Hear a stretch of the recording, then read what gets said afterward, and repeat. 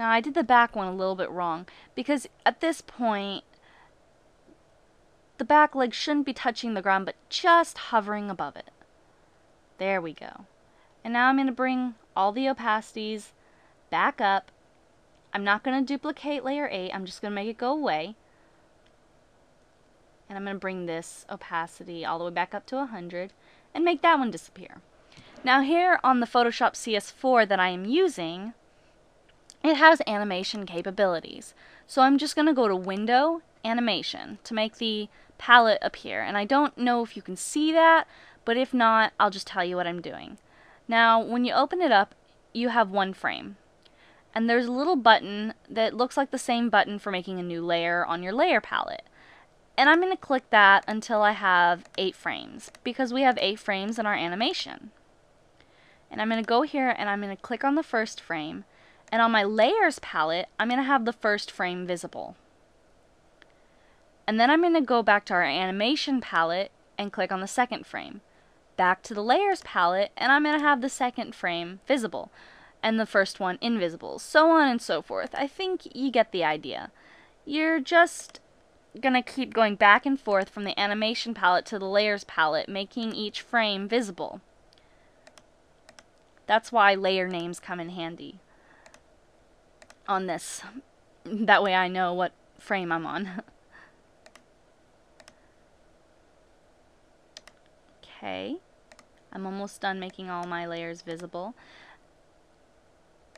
And since this is a relatively large file, and because I'm making this video at the same time, the animation when I play it back here on Photoshop might not look very smooth because it's going to pause in weird different places, or it might not. We'll just have to see. Okay, I go back to the beginning on the animation palette and I'm going to play it, and it'll loop automatically.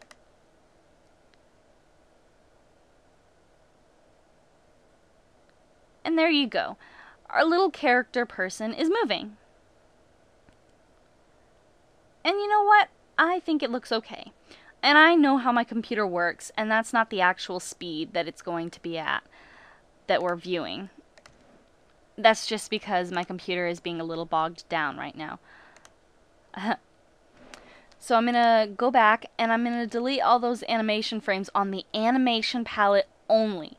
And the reason I'm doing this is because sometimes on Photoshop, the animation palette can mess up your original drawings. I'm going to make the animation palette go away by going back to Window and clicking on Animation again. And now I've got all my frames. So there's a couple options you can do now. You can make a new layer, and you can do a really cruddy, rough sketch by just fleshing out your character a little bit, and then going right to your line art. Now I can't do that. I have to have a very precise sketch. That way when I finally do my line art, I can just copy right off my sketch. Really, you just have to kind of mess with this. And for the sake of this tutorial, I'm going to do a cruddy sketch. And on this part, I'm not going to differentiate with colors, because you'll just be able to tell with where her stomach is covering up certain legs and such. You'll be able to tell that which legs are which. And that's why it's fun and easier to do the colors on this stick figure sketch, because you'll know what you're drawing anyway. Okay, so I'm doing Luna, and I'm going to add in her hair. And usually, since she's got such big hair, for a walk cycle, I'd make her hair and her tail move a little bit. But seeing as this is not my hair and fur tutorial, I'm not going to do that right now. It'll move a little bit on its own anyway as you're drawing it. I'm going to do a really cruddy, rough sketch. Now remember, the green is the one closest to us, so this is where we're going to start drawing. And I'm going to just do kind of a box look for her paw. And up here, I'm going to have her elbow come right about there. Now, where their elbows and the bend of their knee is a good place to kind of decide where her belly is going to be. And now she's a puppy, so her belly is going to come a little bit below that. But if you're doing a real dog, like an adult, it might just line up with the elbow, like that. But since she's a puppy, I don't want that. I want her to have a nice round body. And here's the outside. You see it's covered up by the belly here. And so's the back leg. And again, I'm just going to use like maybe a round or a box shape for her legs. And right now, I'm honestly just fleshing her out. But we're basically repeating all the steps that we did before. We're just fleshing her out a little bit now. And here's a good place to add her little basic shape of her tail. There we go. And here I don't duplicate the layers. I make a whole new layer all in itself. Why? I don't know. I just find it easier. And that's all there really is to it. Now, on the one with the black, the first one we made with the black, I'm going to bring that opacity down to about 50. There you go. You can see it. And I don't do anything with our pre-sketch. I don't change the opacity to anything. This is why I usually use soft colors, because soft colors tend to give you the illusion of being see-through anyway. But that's okay. You don't have to do that. Honestly, animating is about finding where you're comfortable.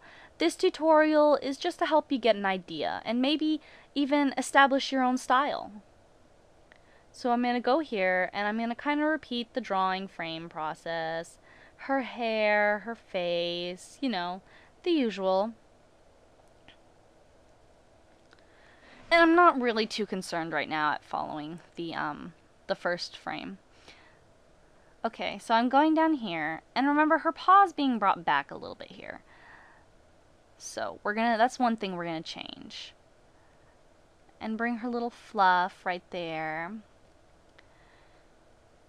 And this leg is being brought forward a little bit. I might have moved it up a little too much when fleshing it out, but that's something you're just gonna have to figure out and go back and fix and whatnot. It's much easier to do shorter animations than like a full project. A full project takes a long time. But if you're really interested in doing something like that, well, I'm going to do a tutorial on that later. And you should just come back and join me on that one. Okay, so I have this frame done. And I'm going to go back here to the first one, and I'm going to bring that opacity back up again and make it disappear. Just kind of like what we were doing when we were making the stick figure. It's the same process, kind of bringing the opacity down and all that kind of stuff. Really tedious. But, you know, when you finally get your project done and you're looking at the finished product, you really have a sense of accomplishment because you've done all this work and it's finally done, and you get to see what you have to show for it. And that's what I love about animating cartoons, because even though you do all that work, it makes it so worth it when people really like it and watch it. Speaking of animations and cartoons, this character Luna is going to be in an animation I am doing this summer called Behind Blue Eyes. Should keep a lookout for it. And it's copyrighted, so I have no worries about putting it on YouTube and whatnot, because nobody can steal it. I mean, if they tried, they would just be brought to court and sued, I guess. But I'm not worried about it because they wouldn't be able to take it anyway. It's mine. When doing a cartoon series, it's really up to you on what you're willing to risk. There are people out there who will try to steal your magnificent ideas and all the work you put into it and just call it their own. So that's why I try to copyright some stuff that I know I'm going to do serious work with. A little round belly. I love drawing it over and over again.